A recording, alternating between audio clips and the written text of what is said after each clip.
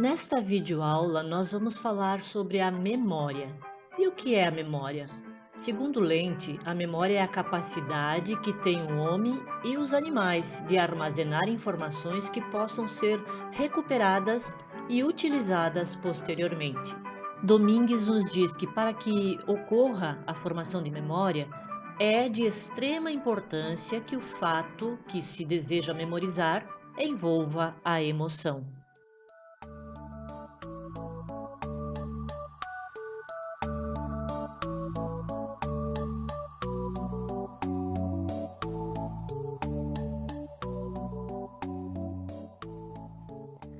E falando em emoção, nós temos que lembrar do sistema límbico. O sistema límbico, ele tem diversas estruturas que estão relacionadas a esse sistema, o sistema das emoções. Dentre essas estruturas, nós temos o giro do cíngulo, que tem um papel bastante relevante na emoção.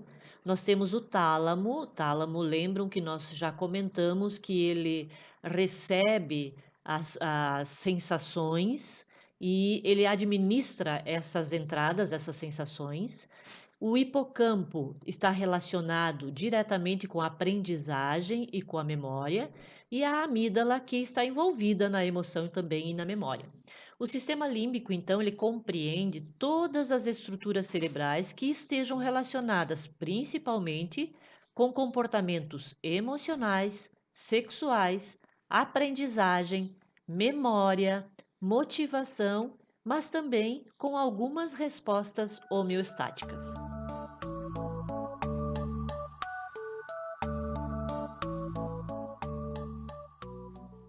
A memória pode ser dividida em três estágios.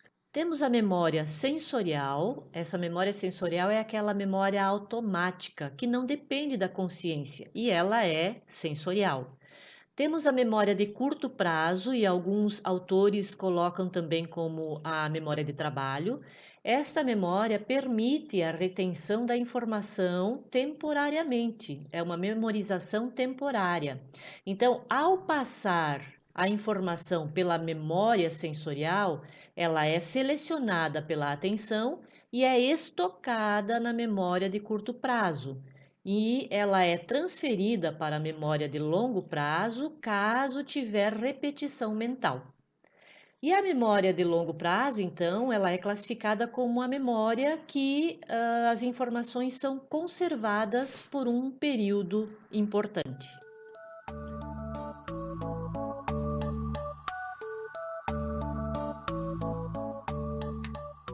Esse autor, ele classifica a memória em três tipos.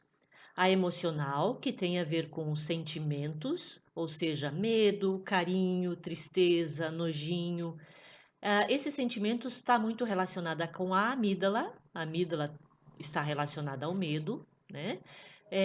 E também as demais estruturas que estão relacionadas à emoção, que tem muitas que ainda são desconhecidas. O outro tipo é a declarativa, que fatos, acontecimentos, conceitos, localizações, por exemplo, lembranças da casa da avó, as férias, está mais relacionada a questões cognitivas e no cérebro, córtex cerebral e com o hipocampo. E o outro tipo é de procedimentos, que tem a ver com os movimentos e hábitos dependentes de habilidade, ou seja, todos aqueles hábitos que a gente automatiza. Por exemplo, escovar os dentes, digitar, dirigir, todos os movimentos que já estão automatizados de procedimento.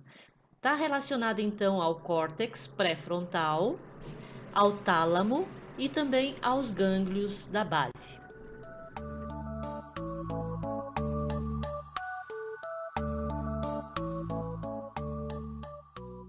Na prática, a memória deve ser trabalhada aqueles três tipos que nós comentamos: a emocional, a declarativa e a de procedimentos. Elas são desenvolvidas ao longo da vida da criança de forma mais simples, a princípio, complexificando à medida que a criança vai amadurecendo. Na memória emocional, é trabalhada a questão das emoções e dos sentimentos. Mas é importante que esse conhecimento não fique somente na teoria.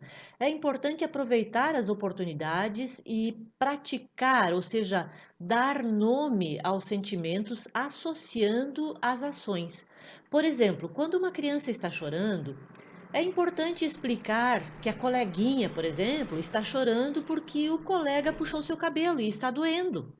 Ou então, ela está irritada porque ela queria ir ao balanço, mas nesse momento não dá. Ou então, ela está feliz e explicar o porquê. Ela está triste, ela está ansiosa, ela está tímida. Então, essa forma é uma forma de a gente trabalhar a validação das emoções. Nós precisamos dar nome aos sentimentos, porque senão a criança acaba crescendo sem se compreender, sem entender as sensações que ela está sentindo. Helvas nos diz que a eficácia emocional da criança se relaciona com a percepção da própria capacidade dela de lidar, monitorar, manejar e mudar sentimentos adversos que inibem a persistência da busca de um objetivo. O educador ele pode auxiliar muito nesse trabalho do estímulo emocional, principalmente através da negociação de conflitos e ensinar a criança a assumir as responsabilidades por suas ações e comportamentos.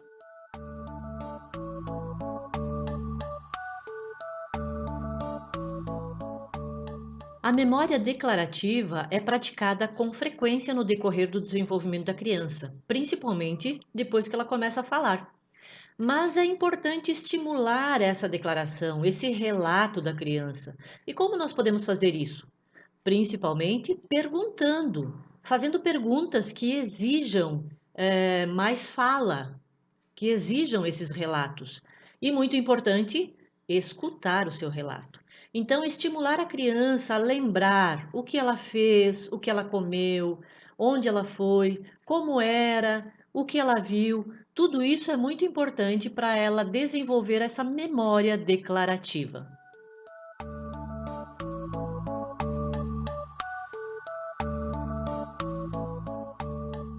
A prática da memória de procedimentos está em todas as ações automatizadas, ou seja, em todas as ações memorizadas.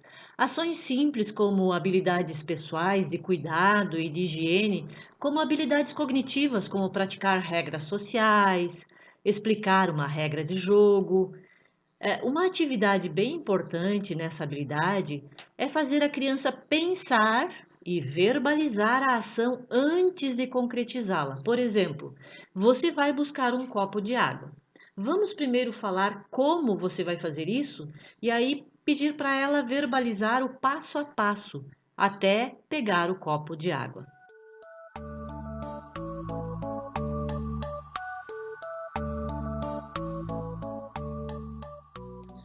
Vocês devem lembrar de que nós falamos anteriormente que a atenção é uma função cognitiva muito importante e que forma a base para as demais funções cognitivas.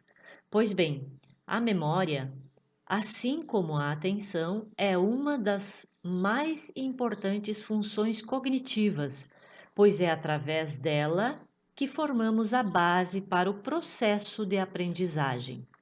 E Souza nos diz assim que o aprendizado é um processo que conduz ao armazenamento de informações, como consequência da prática, da experiência e ou da introspecção, produzindo uma alteração relativamente permanente no comportamento real ou potencial.